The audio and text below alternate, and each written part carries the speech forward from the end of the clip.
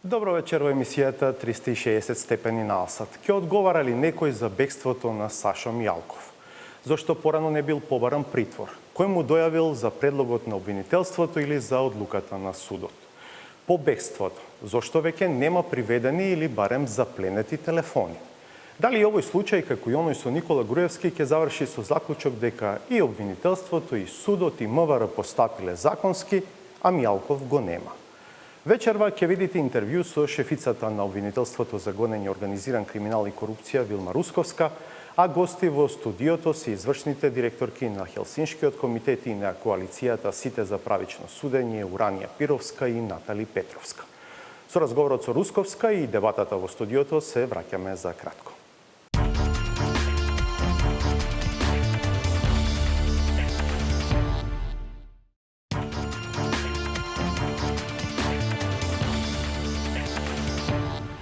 Гледате 360 степени вечерва во живо од студиото на Алсат. Вечерашново издание отстапува од вообичаениот понеделнички магазински формат, а причината е бегството на Сашо Мијалков. За кратко ќе имате можност од шефицата на обвинителството за гонење и организиран криминал Вилма Русковска да слушнете дека таа лично се јавила во МВР со сознание од, како што вели свој извор, дека Мијалков се подготвува за бегство.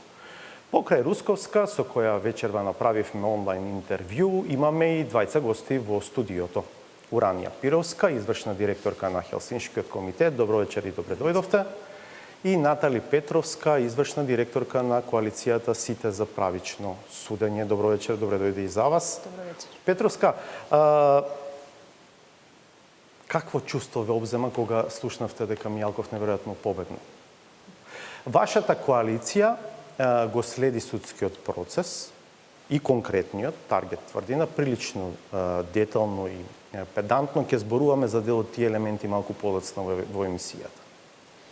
Па не можам да кажам дека не бев можеби во некоја мера изненадена од случувањата, меѓутоа искрено очекувањата како и на сите граѓани во државава беше да завршат постапките како што треба да завршат, да бидат осудени. Веќе во петок е закажано изрекувањето на првостепената пресуда. Да, во петок е закажано објавувањето на пресудата, меѓутоа очигледно објавувањето ќе биде без едно од обвинетите лица во постапката, што искрено не знам колку е за пофалба. Ако сакаме оптимистички да гледаме на работите, да кажеме до петок може да се случи промена и да не биде така. Но веројатно ќе биде така. Видете, се уште не е лоциран обвинетиот. Искрено не верувам дека се наоѓа во државава, така што оптимизмот нема место. Факт е дека Мијалков беше прилично редовен и педантен и редовно доаѓаше на рочиштата на Таргет тврдина. Така беше од самиот почеток па до последните завршни зборови. Па практично да. На истиот му беа изречени определени мерки на почетокот на судењето, подоцна беа заменети со притвор, односно домашен притвор, за повторно поукинување на истиот од страна на Врховниот суд за сосема друг предмет, да му бидат повторно изречени мерките за обезбедување присуство, како што се одземени патни исправи, односно редовно јавување во Основниот кривичен суд Скопје. Добро, ќе зборуваме малку подоцна дали според вас имало основи порано да се побара притвор и така натаму, но да го оставиме тоа прашање за малку подоцна.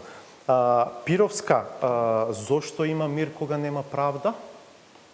Мирот е променлива состојба. Тоа што досега имаше мир не значи дека тоа ќе остане така. Имаше мир заради тоа што оваа власт, да речеме дека владе со подемократски манири. Меѓутоа, тоа што се случи денес покажа дека кај граѓаните постои огромна количина на бес, поради тоа што во Македонија не се случи спроведувањето на правдата. Тоа е она што мислам дека остана рак рана и едноставно граѓаните се чувствуваат дека се изневерени во своите очекувања.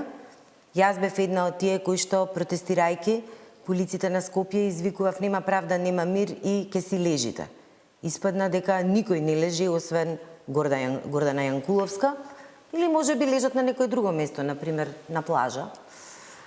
Но дека сме со изневерени очекувања кога станува збор за правдата, апсолутно сме, бидејќи една од работите за кои што протестиравме беше токму феноменот на неказнивост во Кога ве Македонија. прашувам зошто има мир, кога нема правда, мислам токму на тоа зошто вечерва еве наместо да бидеме во студиото на Алсат, не сте пред владата или пред некоја друга институција на протест. Тоа не значи дека нема да се случи во деновите што доаѓаат, инаку вечерва имаше и една група на граѓани кои што го искажаа своето разочарување од случувањата и се собраа пред владата на Република Северна Македонија. Најавив дека вечерва снимивме онлайн интервју со шефицата на Основното јавно обвинителство за гонење и организиран криминал и корупција Вилма Русковска. Сакам да го видиме, го водеше колегата Александар Димитриевски, па мислам дека ќе отвори интересни аспекти што ќе ги коментираме подоцна. Да го видиме разговорот на колегата Александар Димитриевски со Вилма Русковска.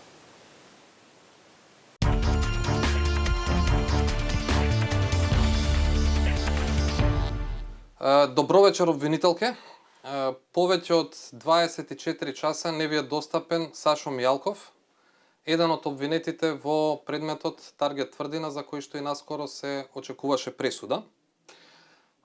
До овој момент издадовте едно соопштение за хронологијата на настаните, па еве ќе се обидам и така и да ги водам прашањата. Моето прво прашање е дека јавноста знае дека во петокот се одржа рочиште за Таргет тврдина, на кој завршните зборови ги дадоа и обвинетите. Дали и што разменивте како информација со Министерството за внатрешни работи тој ден во петокот? Во петокот немаше размена на информации, освен дека беше информирано Министерството за внатрешни работи за завршување на процесот. Односно дека и обвинителството и одбраната завршиле со завршните зборови. Она што се наметнува секако како прашање е зошто уште во петокот не беше побаран на притвор или друга мерка за обезбедување на Сашо Мијалков? Затоа постојат две причини. Првата е што немавме законска можност, затоа што обвинетиот Сашо Мијалков ги почитуваше превентивните мерки кои му беа определени од судот, а исто така редовно се јавуваше на сите рочишта. И втората, многу поважна причина е тоа што доколку во тој момент обвинителството побараше притвор, можеше да се протолкува и ќе се протолкуваше како прејудицирање на пресудата.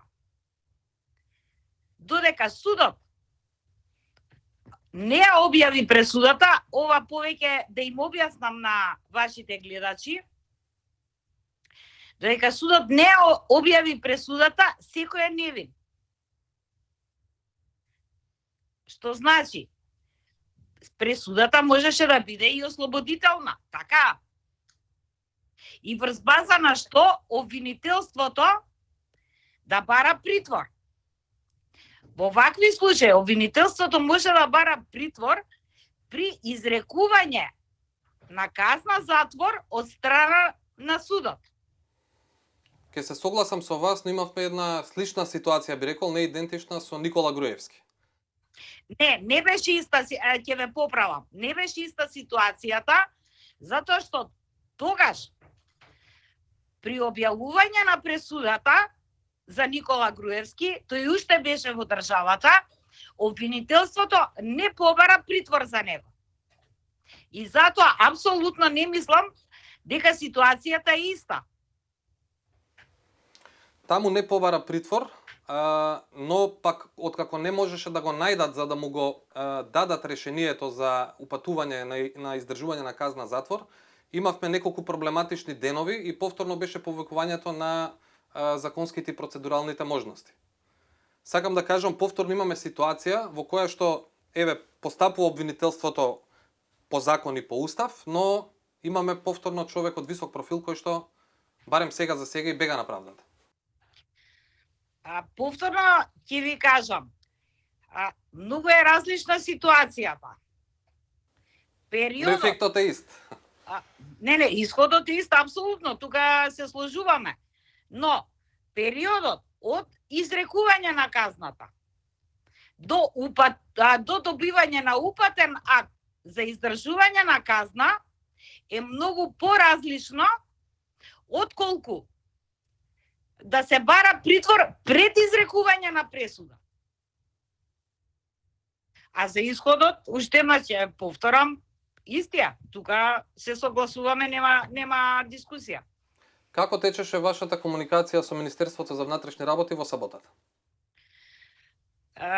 Јас во саботата негде после 12:30 на пладне, од кога добив информација дека е можно бегство на обвинетиот Сашо Мијалков, остварив телефонски контакт со министерот за внатрешни работи, при што тој ми кажа дека ќе ги провери сознанијата кои јас сум ги добила.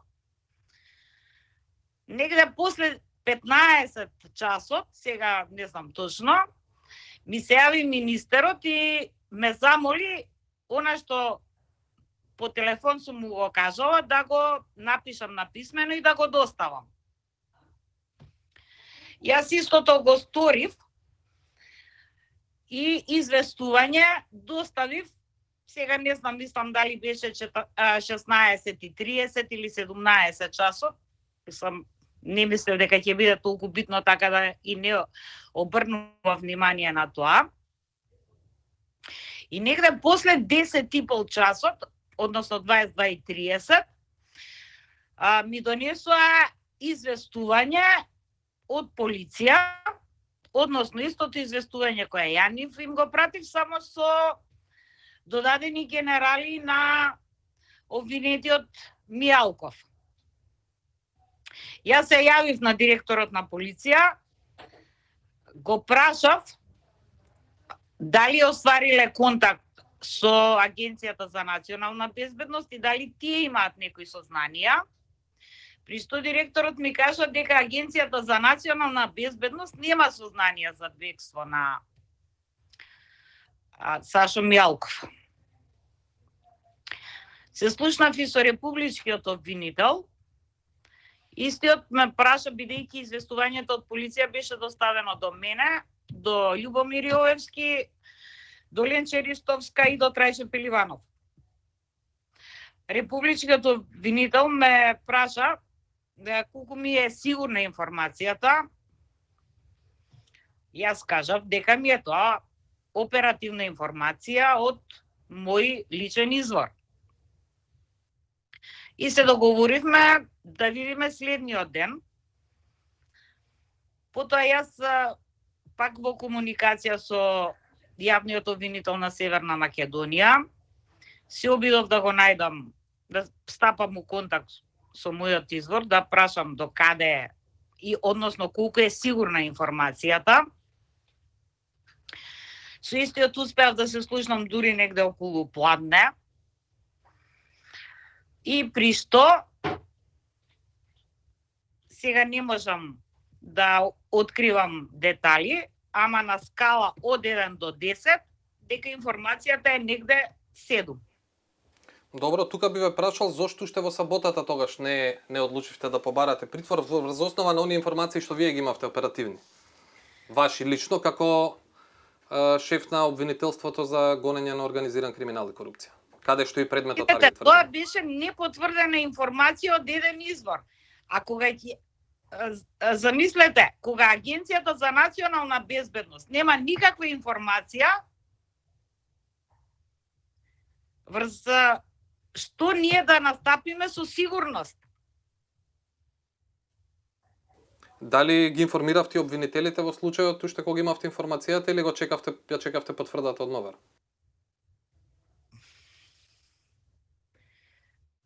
Мислам, јас не можам сега да се седам дали јас ги информирав или јавниот обвинител на Република Северна Македонија. Мислам, во секој случај беа информирани. Добро, во последното интервју на 360 степени, мислам дека јасно кажавте дека не е баш најдобра комуникацијата на помеѓу вас и обвинителите кои што доаѓаат од поранешното СЈО, па затоа и ве прашувам дали имаше тековна добра координација во саботата или сепак? Одлична координација имав.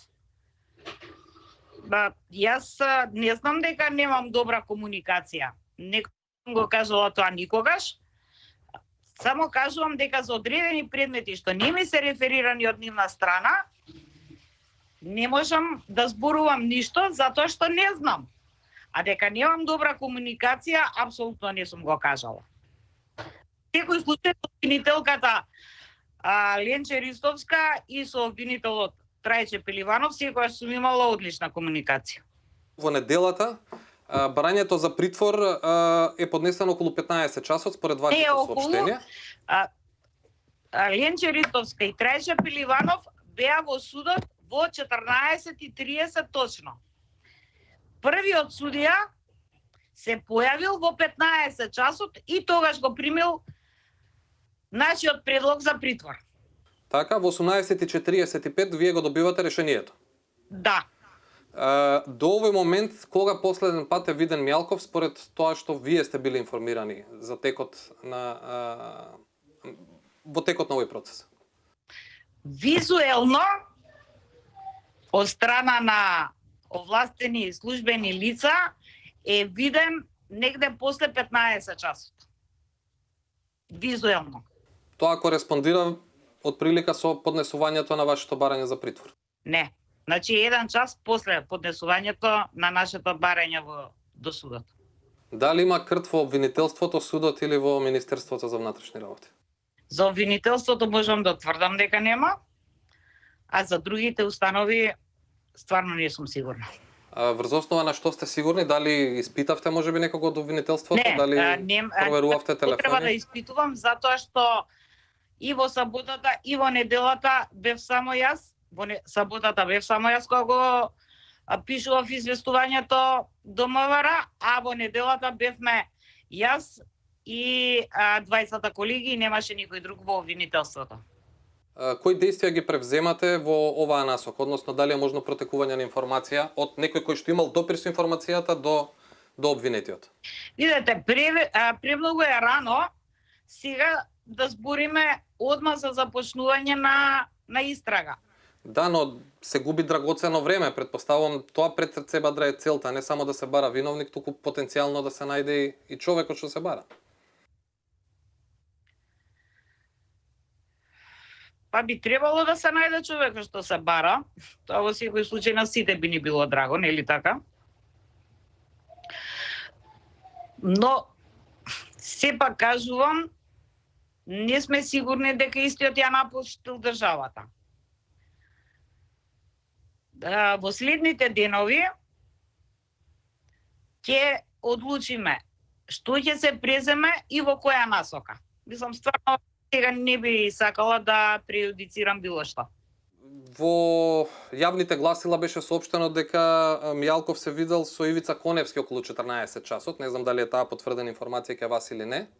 Дали разговаравте евентуално и со Ивица Коневски, би прашал. Последниот пат е виден како доаѓа во мериот заедно со неговата сопруга. А тоа е после тоа. Уште еднаш ќе прашам, значи до сега со кого е разговарано во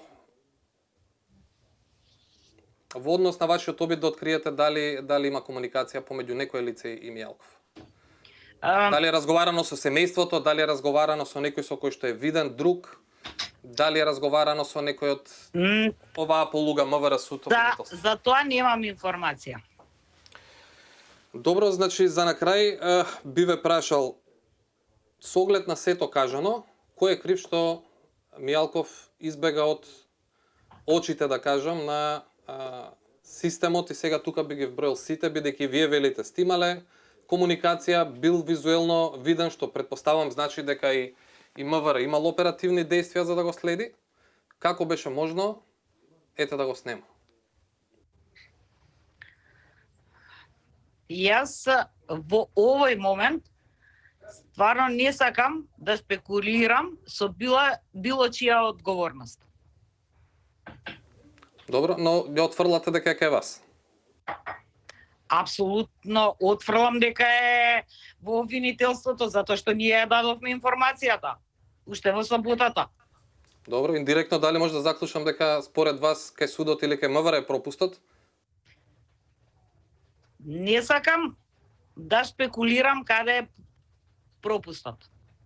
Добро, но дали барем го делите мислењето дека има пропусти, бидејќи ни се повторува? Пропусти има и мене апсолутно ми е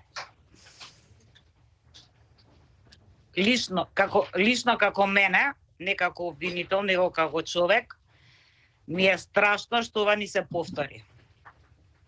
И од тие причини бев толку ангажирана и во саботата, и во неделата, за да не ни се повтори тоа. Така да е страшно што постојано ни се повторува. Ви благодарам многу на времето, обвинителка. Молам, поздрав до гледачите ваши. Благодариме многу.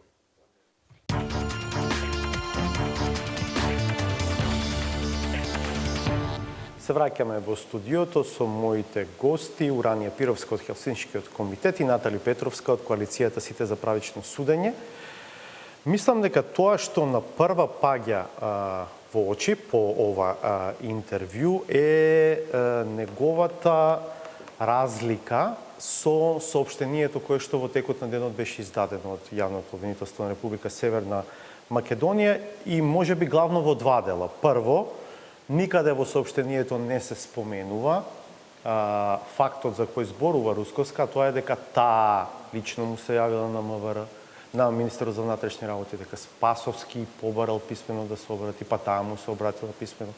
Па дека потоа, после некое време, речи си истото тоа што таа им го доставила на МВР, го добила повратно како документ од нив и известување со, како вели, дополнети генерали за обвинетото лице Сашо Мијалков. Тоа е едната работа. Втората работа е разликата околу така наречениот визуелен контакт, нешто за што има многу и шеги на социјалните мрежи ова попладне и вечер. Во соопштението пишува: решението од страна на обвинителството е примено во 18 часот и 45 минути. Се мисли решението на судот за одредување на куќен притвор. Во меѓувреме, до приемот на решението, јавните обвинители се известувани од надлежни лица во Министерството за внатрешни работи дека имаат визуелен контакт со обвинетиот Мијалков и дека тој не е избеган. Овде чувме дека последен пат Мијалков е виден со сопругата како доаѓа во мериот некаде по 15 часот. Обвинителката вели тоа е околу 1 час откако обвинителите Ристовска и Пеливанов доаѓаат во кривичниот суд. Пировска? Многу големи контрадикторности, особено сега кога ја слушнав изјавата на Русковска, која што патем речено навистина ми звучи неверојатно, имајќи го предвид денешното соопштение од ОЈО. Прво не ми е јасно како може Русковска да зборува за личен извор на информации кои што не се соопфаќа со оперативните действија информации кои што ги имаат МВР, при тоа да дава оценка за ризикот на скала од 1 до 10 7 и да не смета дека поради тоа треба да го поднесе предлогот уште вечерта во 11 часот како што стоеше во соопштението кое што фактички свативме сега дека се однесува на основното јавно обвинителство. Ако сакаме да бидеме прецизни, сепак Русковска вели дека утредента повторно се слушнала со својот извор и тогаш вели дека тогаш зборува за оценка на веродостојноста на информацијата на скалата од 1 до 10 дека е тогаш што е со соопштението кое што денеска беше објавено од страна на основното јавно обвинителство? Не знам зошто не достигаат овие делови, зошто Русковска дополнително реши да ги соопшти.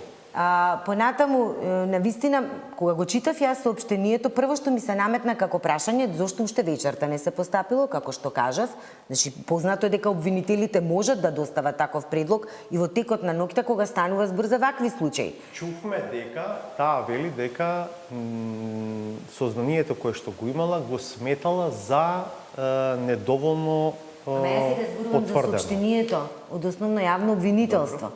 Втората работа за визуелниот контакт. Прво не ми е јасно како тоа одело со визуелниот контакт и како можел визуелниот контакт одеднаш да се изгуби од 18:45 до 9:20. Бидејќи во соопштението на основното јавно обвинителство стои дека до 18:45 обвинителите биле известувани дека Мјалков не е избеган, дека е тука, дека постои визуелен контакт. И одеднаш после тоа во соопштението се вели дека во 9:20 е констатирано дека не може да биде пронеден за да му се врачи решението.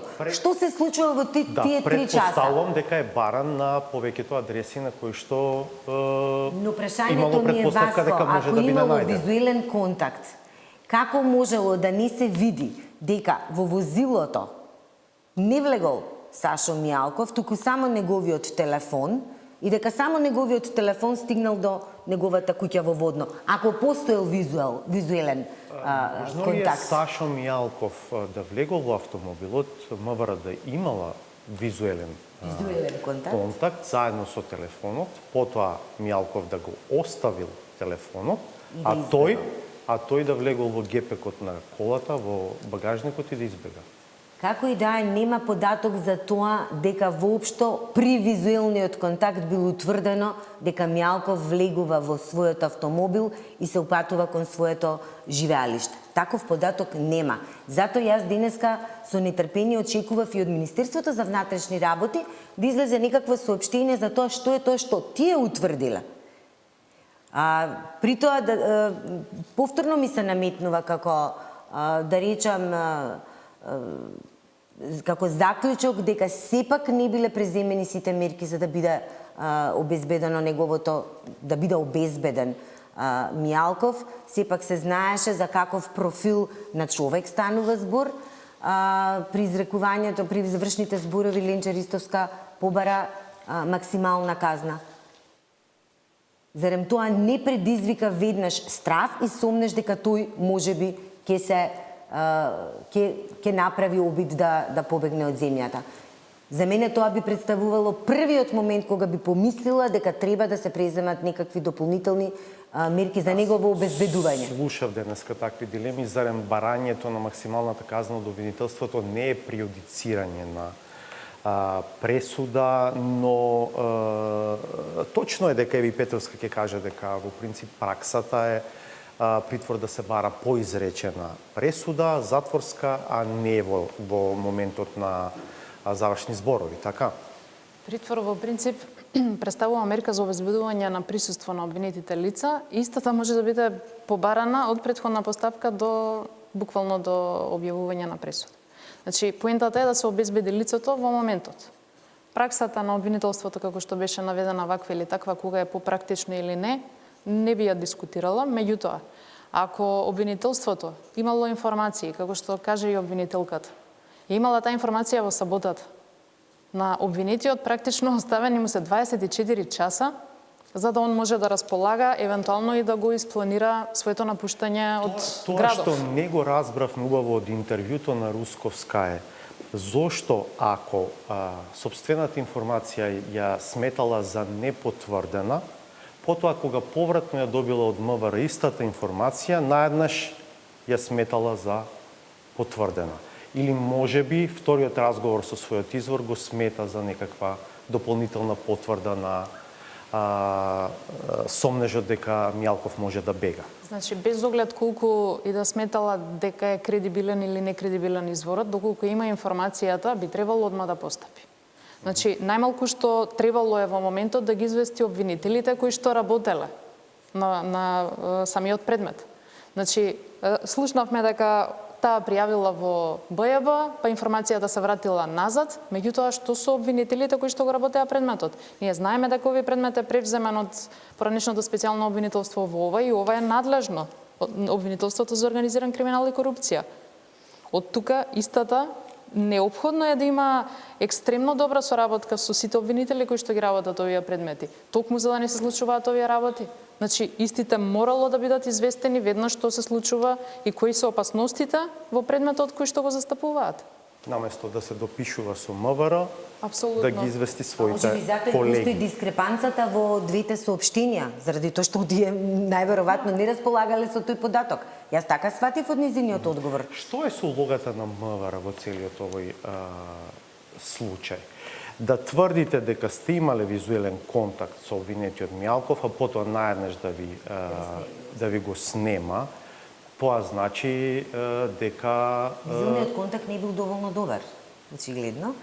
И патем речено, јас не знам дали се работело за физичко следење. Ако било физичко следење, тогаш нема да можело тој да одеднаш да исчезне. И затоа сметам дека Министерството за внатрешни работи треба да даде објаснување за овие работи. И она што исто така сега ме потегна на размислување, како може некаков си личен извор на Рускоска да има подобри информации од Агенцијата за национална безбедност. Што правела тоа? Да, така е, тоа што во се... АНБ треба да си се запрашаат на Мислам, вистина. тоа е многу чудно. Ете да го сметаме за некаков чин на случајност тоа што таа информација стигнала до Рускоска, но факт е дека големото прашање е зошто АНБ немало Не го такви. имала тој податок. Видете, кога се случи бегството на Груевски, ги имавме истите забелешки. Дека не беше доволно следен и не беа преземени сите мерки за да се обезбеди да нема ризик од неговото бегство. И сега повторно истото се случува. Зборуваат за некаков визуелен контакт. Мислам, навистина смешно. И при тоа одеднаш човекот исчезнува. Може ли сето ова сега на крај пак да заврши на начинот на кој што заврши претходниот случај со Груевски? Сите постапувале во рамките на уставот и законите, се било преземено како што треба, а Мијалков го нема.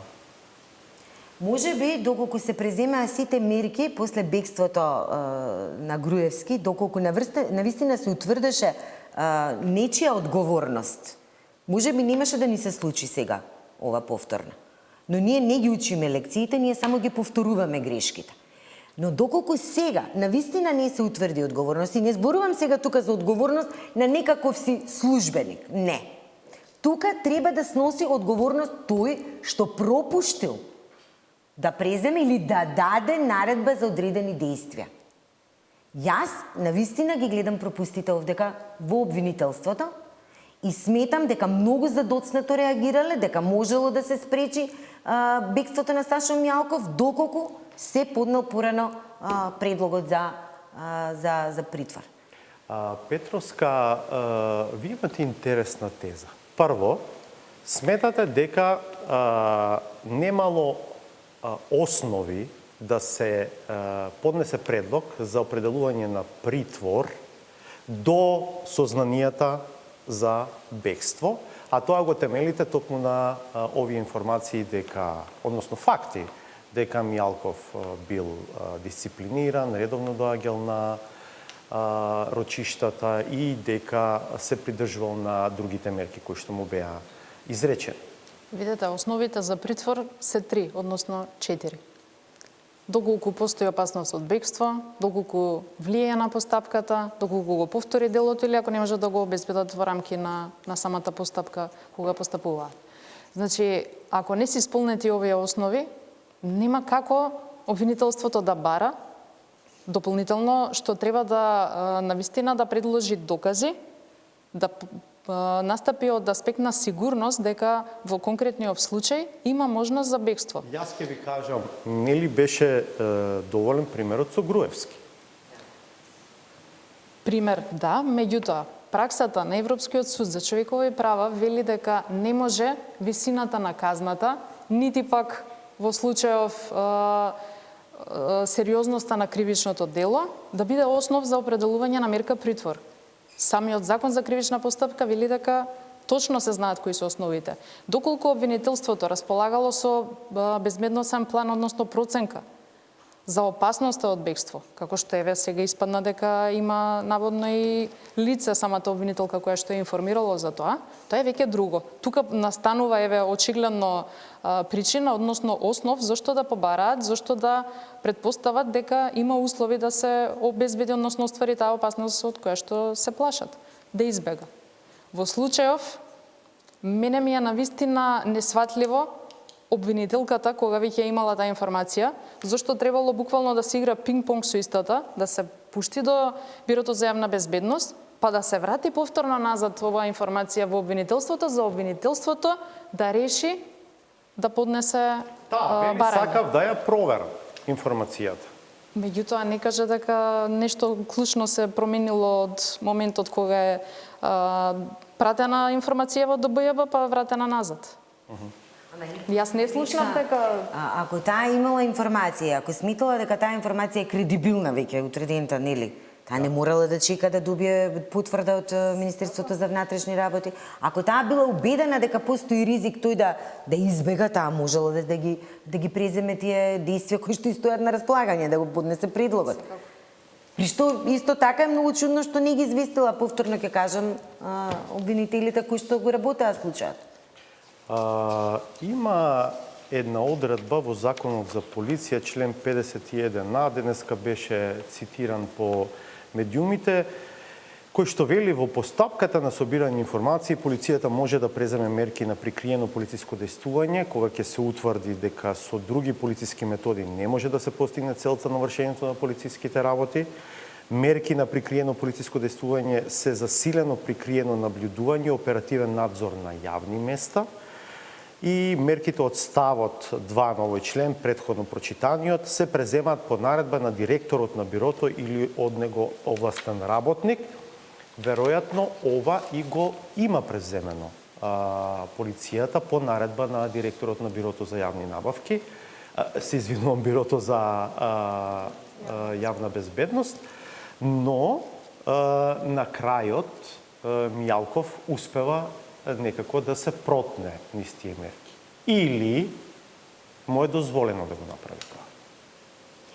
Па се додека не се даде соодветен одговор на овие прашања и не се утврди одговорност за овие пропусти, бидејќи очигледно е дека има пропусти од страна на агенцијата. Секогаш ќе постои како опција моментот дека му се дозволило да побегне. А власта, ако не сака да се зборува за тоа дека е направен договор со него за да избега, тогаш треба да обезбеди отчетност, треба да спроведе постапки и да ја утврди вината за пропустите и од страна на обвинителството и од страна на Министерството за внатрешни работи. Губи ли смисла принципот на правда, на владење на правото, кога ќе ви избега Никола Груевски, ќе ви избега Сашо Мијалков, ќе ви избега Горан Груевски, Никола Бошковски? Во затвор со правосилна пресуда практично од високо позиционираните функционери, од сите обвинети и осомничени од случаите на СЈО, за се она што слушавме во бомбите е само Гордана Јанкуловска, ако не го сметаме и Ѓоко Поповски, се разбира и случајот со Кочан. Секако дека губи смисла, особено тоа што граѓаните имаат впечаток дека високиот криминал е оној кој што постојано се провлекува, или бегаат обвинетите, или застаруваат некои од делата, меѓутоа обичните смртници и граѓани во државава, и тоа како им се изрекува мерка притвор, и кога треба и кога не треба, и тоа како одговараат и затворски казни добиваат, се она што не го гледаме во високиот криминал, за жал. Што значи дека упатува на тоа дека во државава очигледно има двојни аршини. Наголемо се зборува за реформа во правосудството, за процес на прочистување, некои суди се разрешени на вистина, но на крај што е ефектот од сето тоа? Еве, оние на кои што им се суди бегаат. Многу касно почна прочистувањето. Искрено, јас уште од 2017 година, кога се смени власта, бев за тоа дека треба да се случи прочистување во судството. Прочистувањето сега почна. Ефектите кои знае кога ќе ги видиме. Да не заборавиме дека сваровски судството е присутно. И тие инсинуации дека некој му е дал информацијата на Сашо Мијалков за притворот се многу веројатни. Не ли мислите дека денешниот одговор на обвинителството по бегството, за бегството, за очигледниот чин на оддавање на информацијата е премногу млак? Зошто немаше барем собрани телефони на сите оние кои што имале допир со информацијата за тоа дека има предлог за куќен притвор, дека е донесено решение за куќен притвор. Обвинителката во интервјуто вели премногу е рано, предметот е во многу рана фаза, но нели е тоа давање шанса, како што праша и мојот колега во интервјуто, сепак и докази да се сокријат, и тој што е бегалец да избега? Не е премногу рано, сега е премногу доцна. Сите оние кои што комуницирале со Мијалков, кои што му дале одредени информации, сигурно ги избришале доказите за таа своја комуникација и никогаш тоа нема да може повторно да биде утврдено. Меѓутоа, јас се надевам дека има и други оперативни действија кои што може да ги преземе Министерството за внатрешни работи да утврди кој или во обвинителството, доколку се спроведат соодветни истраги. Но дај да видиме дали навистина сега сериозно ќе се оди на тоа да има одговорност или повторно тоа ќе биде само декларативна заложба. При тоа да не заборавиме дека оваа влада постојано ги потенцира своите заложби за борба против криминалот и корупцијата. Ова ќе биде доказ колку е навистина така. Да, но ќе мора да видиме веројатно оставки, ако не оставки, разрешувања, бидејќи сепак се работи за прилично скандалозен случај. Да дадеме шанса сепак и дека нешто може да се смени во обратна насока, но за сега нема такви информации. Толку е времето за вечерва, деновиве ова ќе биде топ тема, се разбира, предпоставам дека ќе ве гледаме и во други форуми со вашите ставови и коментари. Ако почне да се отплеткува, како велат, случајот, ќе имаме и дополнителна шанса за коментар. Благодарам што бевте дел од 360 степени. Благодарам. По уште една пауза е саботажата направена пред овие настани, така што простете му на Сречко Поповски што не е на темата.